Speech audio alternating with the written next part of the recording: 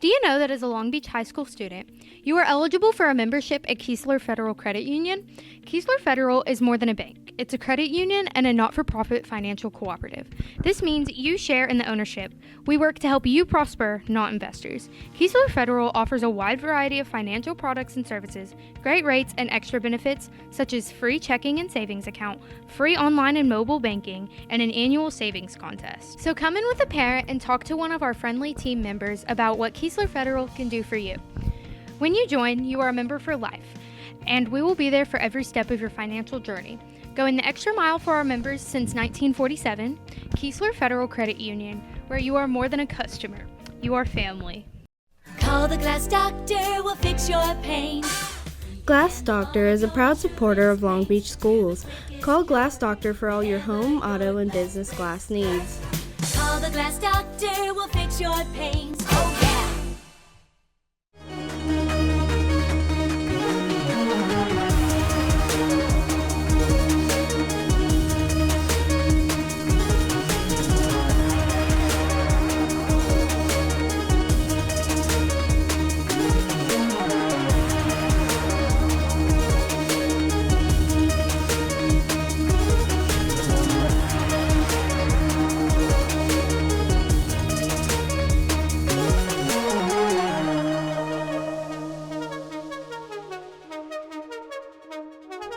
This is Hunter Dawkins with the Long Beach Broadcast Network here, and we're talking about the basketball season, which is actually come this weekend. It was the start of the first game of the season for Long Beach High School, playing against Gulfport High, and we've got upcoming games this week too, with Long Beach playing St. Patrick's, and also one of the games we're going to talk and discuss about with Long Beach playing the next home game here against Van Cleve, the Bulldogs, on Thursday night.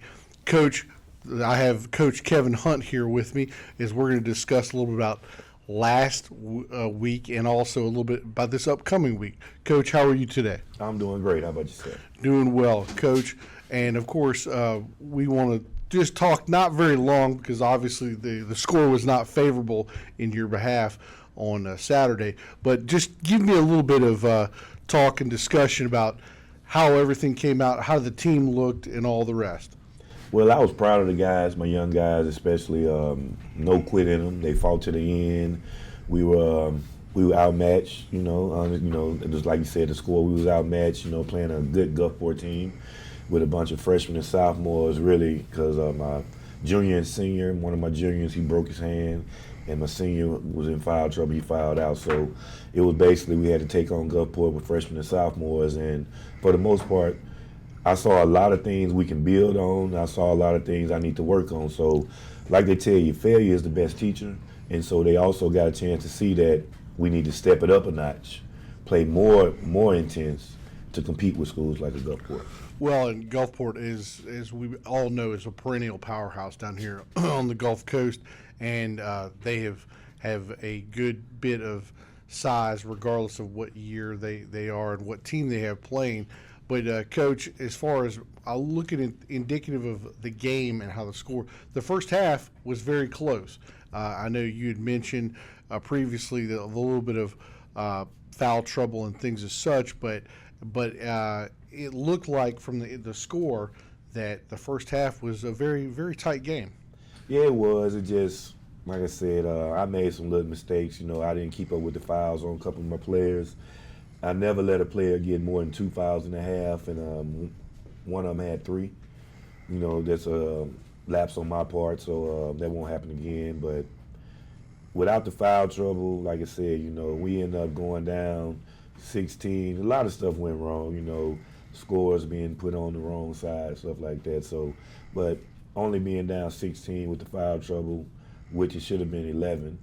If you look at it, it should have been 11. But they played hard, they fought hard, came out and fought in the second half, and they gave all they could, considering that, like I said, I played with freshmen and sophomores the remainder of the game. I saw now, I know you're not necessarily big on talking about one individual stats, but I did see a couple of kids, I believe 2 kids had 10 points. Yeah, Leroy Cameron and Donovan McGee. Donovan is a returning starter. He started as a freshman for me last year, and Leroy is an incoming freshman. And they played really well. They played really well. So, to get 10 points against Gulfport, and then, like I said, normally I would get 15 to 16 from Andre Windham, but he was on the bench with foul trouble. So, Sure. And Kavion probably would have given me about 15 points. So if you take that into account, they were out, and I still got the production from my sophomore and freshman guard. We have something to work with. Speaking of Andre, talk a little bit about the football players that are coming back. Have they really adjusted? I know you had mentioned to me earlier that those players have been around the team all summer and in the fall just to kind of keep up with what's going on. Everybody knows generally what's been going on, but just talk to me about the adjustments and the transition from football to basketball. Well, they still in that transition phase. Football is at spurts. You run a play, get a play in, then run a play. But basketball is constant, up and down. So I saw Saturday night that the basketball condition is not there yet. So it's going to come in time. But for the most part, they step right in. It was like plug and play. Sure. Okay, well, and of course, this show will not be filmed, really brought out until Thursday when you guys have the game against Vancleave. So we'll kind of skip the St. Patrick's game, All right. even though, I know that you've got a lot of plans at least going on into this game against St. Patrick's.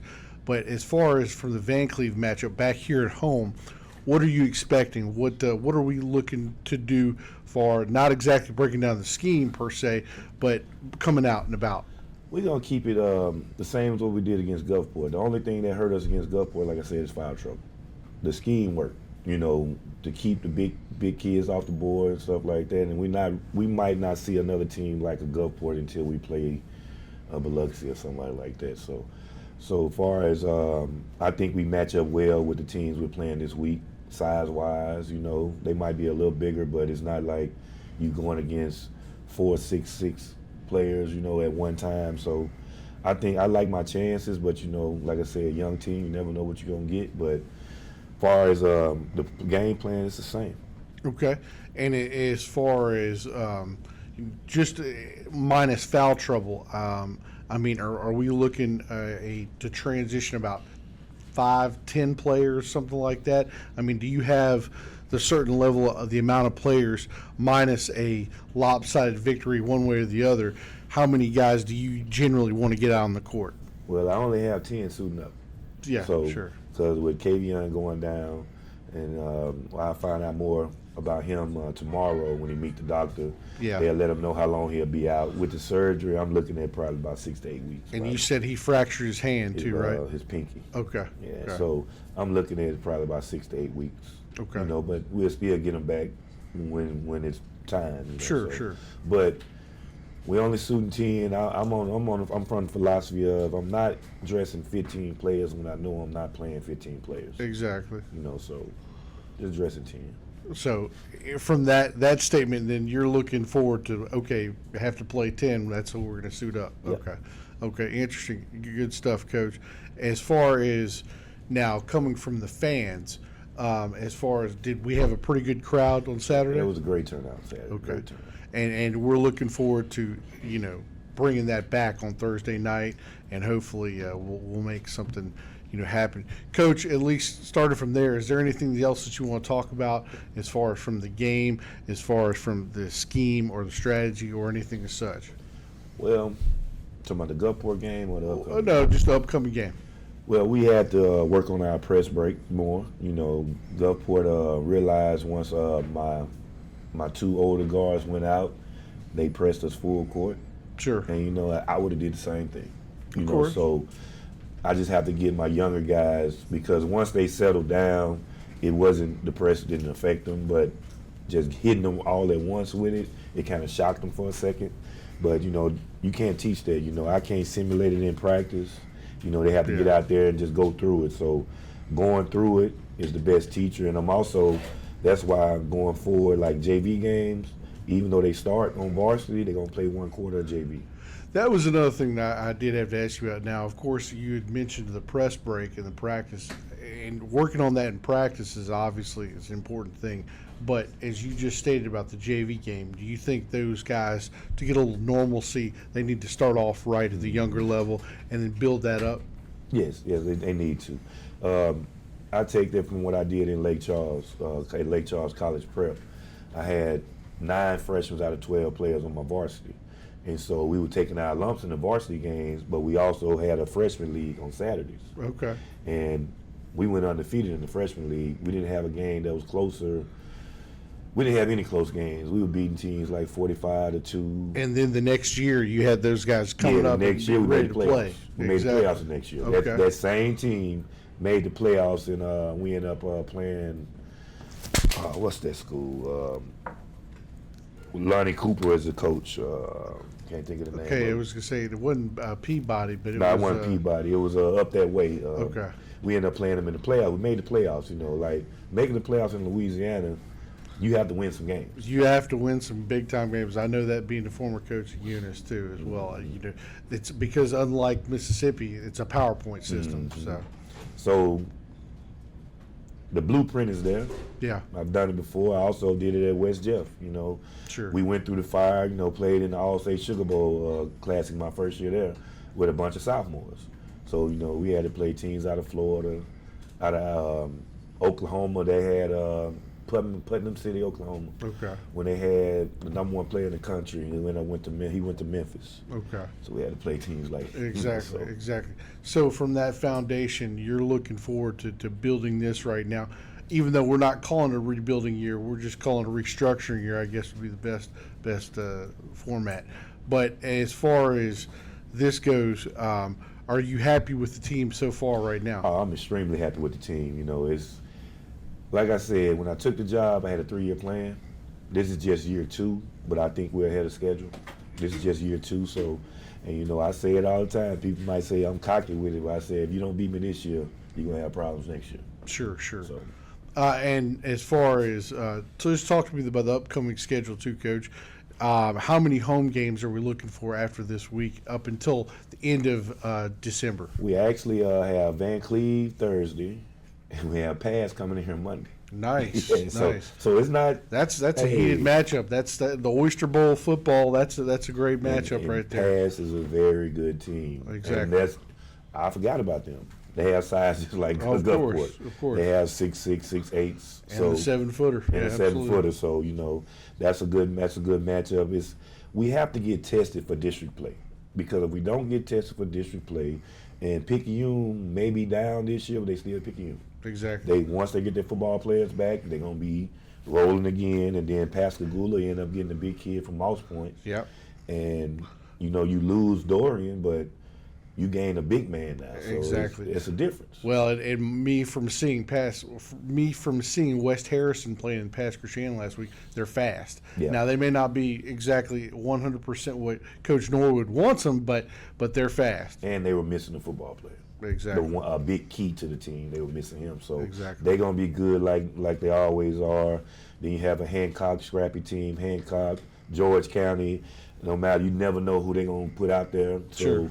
So it's one of those deals where I have to play tough teams in the non-conference go just to be prepared for the district, which was one of the best districts in the state, because I want to say we had 4 teams in the Elite 8 last year. Yeah, and Pascagoula obviously going to the finals. Yeah, so that's a tough district. So if you don't prepare for the district, then you might as well say you're just playing for nothing, because you're going to get in district play and not win a game. Exactly. Well, Coach, we thank you very much for this opportunity, and we look forward to talking to you next week. And we hope that the Bearcats come out with a few wins. Appreciate it. Take care.